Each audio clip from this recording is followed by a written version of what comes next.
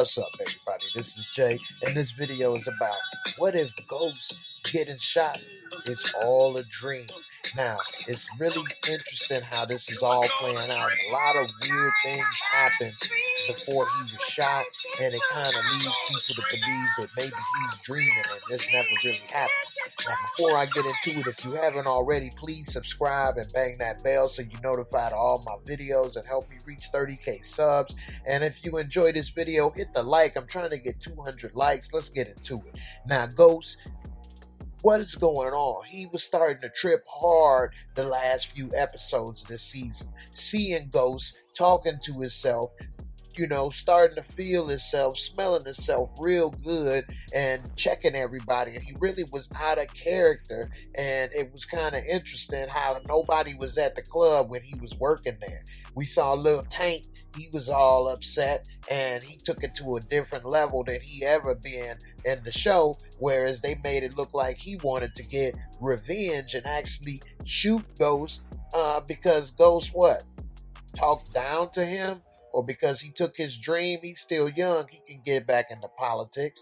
Tommy, he was so pissed that Ghost is moving on without him, and Tommy feels that he has nothing, even though Tommy knows Ghost didn't kill Keisha or do anything to him. Tommy wants to kill him and upset. It just didn't add up and make sense either. And Tariq, now all of a sudden, he was just the episode before hating Ghost, yelling at him, but now he's, saying, I don't want to argue. They making up, and then he's asking him to go to jail for him ready to cry crocodile tears, cry me a river, because he didn't want to go to jail. We saw Nosy Dre sticking his nose, and that's a big one, in other people's business, trying to insert himself into saying that he was there and lie about what happened with Ghost and Terry Silver, knowing damn well he didn't follow the drip to where Waterhead Terry was killed. And Tasha, now she's upset, even though Ghost has said, I release you. And he's given her the penthouse back, remodeled, nice and new, and yet still she's upset. But what was she really upset about? Does she want Ghost, or does she just want him dead? And we saw Paz. She came and said, I know you didn't kill my sister, but I think that you do have somebody to do it, Jameson Patrick, and I'm going to shoot your pee-pee off. Okay? I wouldn't stab you, but I'm not going to stab you. I'm going to shoot you.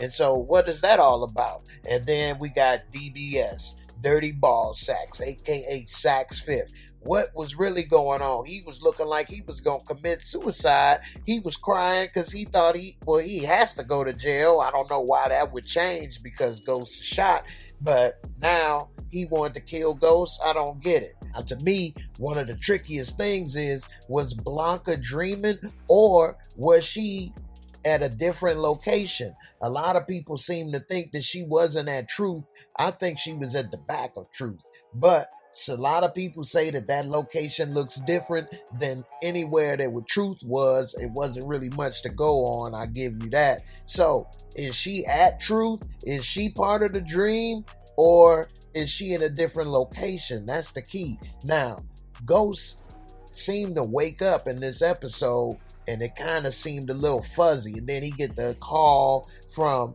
Ramona, aka Kamala Harris, with the greatest news already. It's on the news that he's going to be picked as a running mate. So things are moving really fast. And Dirty Ball Sacks, though, see, he was talking to Kojak, and he was still his regular self. So if it was a dream, why would Dirty Ballsack still be trying to nail him and doing the same thing? If it wasn't for Kojak, aka Bruce Willis, he might have went and investigated. Now, what also was kind of a dream, I'm going back and forth into which theory, is how he ended up kissing her, and it seemed like everything was all magical, and it was like the kiss brought them back together and like sealed the deal, and now she's like falling for him, and it seemed like everything was going perfect. And in just one day, because this all one episode is one hell of a day, now they having the press conference already. He was just told that morning that he may be picked as the running mate. It looked like it was going well. And then they already having the press conference at Truth, they organized this really fast. How did they organize this meeting that fast and get all these ducks in a row, so to speak, in just a few hours? And then he's planning his, party to celebrate it. It took longer to do that than to make the announcement. And then Tank came in, and his taint was swollen because he butt hurt. Ghost took his dream, and Ghost just rubbed it all in his face like a little puppy that pooped on the good carpet. And so he didn't appreciate that. He was pissed, but he tried to be cool, said he wasn't a sore loser, but he did want to tell him some information about his son, which we really don't know, because what would he know about Tariq? He didn't have any association with Tariq, and the only thing that he could have known is whatever maybe Debo told him. But we didn't see Debo in a long time, so what was going on? Before he could find out, Ghost didn't even give him a chance to speak. He basically told him he was garbage, he's a loser, and that's the only thing he's ever good at is losing. And that your dream, you ain't worth your own dream. I was better for your dream than you were. And so Tank, he got all butthurt, swole up. He was pissed and didn't do anything. No, I could see if he would have punched Ghost right then and there, that would have made sense. But instead, he just walked away with his lips poked out on the floor, damn near stepped on him. He was so mad. So I don't know. Now, here's the part that goes towards the dream, though. Now, he's seeing Angie again. Now, they's having this deep discussion, and Angie, she said, don't tell her about you. Just keep it new, keep it fresh. Me and you, we could have never been together because even with the future, I was always your past, yeah, me. And in the way, you tell her Ramona, and you tell her all of the good side. Don't tell her none of the bad. And you will be together. He say, but yeah, I want to be with you, Angie. Angie, I'm getting everything I wanted, but I wanted it with you. She said, no, Jamie, you can't do that. Because if you do that, then you'll never be the future because I'm always a part of your past. You hear me? I love you, Jamie, but you got to do it, okay? And he said, Angie. And then they go ahead and hug and give this little last magical kiss. Now, is he kissing the air? I mean, the way them lips locked, I mean, you would think he was actually kissing something. I wish we could have saw like him with his eyes closed and he just kissing the air or kissing his hand or something. Then we would have known for sure something ain't right. But then still, we don't see that. So we led to believe maybe he's just all in his mind going through this. Ghost never been one to be going through psychotic episodes, but in the last few episodes of the season, he's seeing Ghost talking to all kind of people, and it seemed like this episode was just like going down memory lane, a ghost. And so when he got through talking with Tasha and the little drama that they had going on at the apartment, he ended up, thinking for a second and then going into Raina's room. Since everything was rebuilt, he wanted to go down memory lane, and once he went there, he just saw that Raina was in the room. Now, is he dreaming again? This is the key. Which one is the dream, or which one is the hallucination? Because is he Ghost Dad? I mean, what's going on? Because now she's standing in the corner. She didn't popped out the closet like R. Kelly on his ass. And so now he over here smiling. He happy to see her. Baby girl, come here. So then they come and they hug, and he happy to see baby girl. And it looked like she done grown in her ghost form.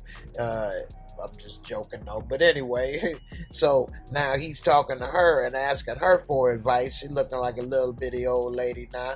And so he said, so Raina, what do you think about Tariq?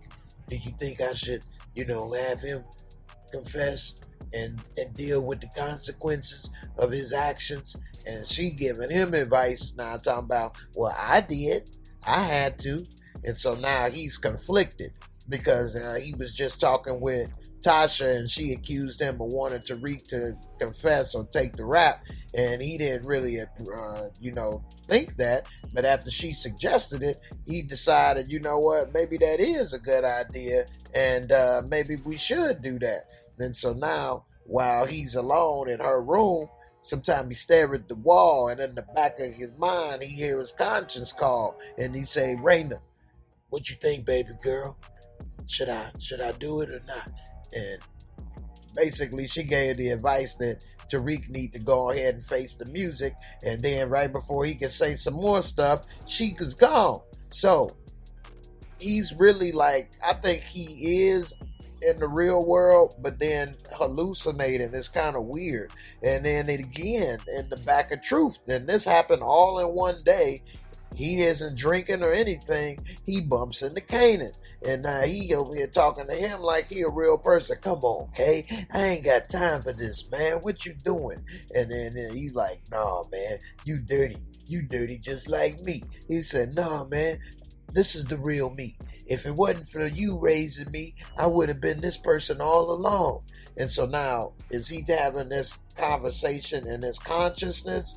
Or is he really dead already, or is he just having one hell of a dream and going down memory lane while he's dreaming and confronting all his old demons, inner demons and skeletons in the closet? And so he's thinking that, justifying to himself, I'm not a bad person. I'm this type of person. I'm a businessman. I'm a positive person. If it wasn't for my dad being killed and being raised on the streets by OGs like you, I would have been this person years ago.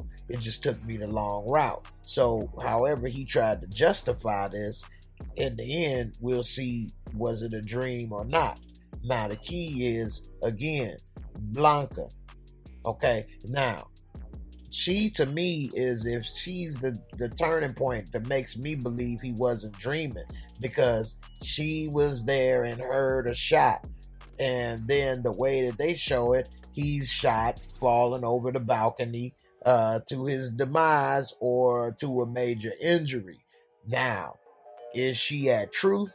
Are all these people that we see walking going to truth at the same moment, or are they all going somewhere and they were edited to make us thrown off as the viewers to think they were all going to truth at the same time? Maybe they were going at different times, different places, whatever the case. So once he was shot, they made it very dramatic. They made it look like it was almost like in a dream state.